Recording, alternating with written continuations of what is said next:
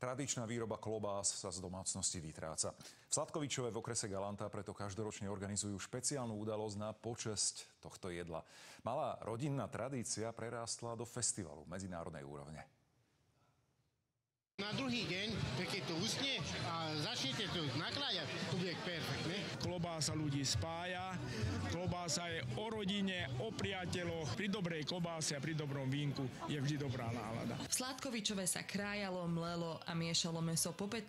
krát na tradičnom klobásovom festivale. Návštevníci mali možnosť ochutnať zabíjačkové pochúťky nie len zo Slovenska, ale aj z okolitých krajín. Je to také malé hlavné mesto klobás na Slovensku. Už keby sme to nerobili, tak to už by ani nebolo Sladkovičovo. Páči sa nám to, chutilo nám samozrejme. Veľmi dobre. Klobáskového festivalu sa tento rok zúčastnilo 22 družstiev. Každé z nich si so sebou prinieslo svoj vlastný recept. Paprika, cesnak, korene, nič iné. Po čorváši tak robíme. Tí ingrediencie, každý už vie, čo má dávať. Najdôležitejšia robota je toto.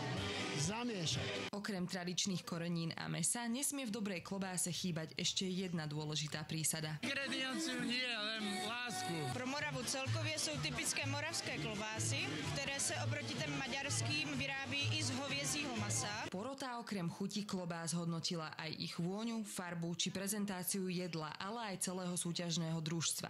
Hodnotili ich aj známe tváre, ako napríklad Patrik Herman, ale aj Ivan Vojtek. Ono je to veľmi subjektívna záležitosť. Každý človek má svoju chuť. Buď ti to chutí, alebo ti to nechutí, to je celé.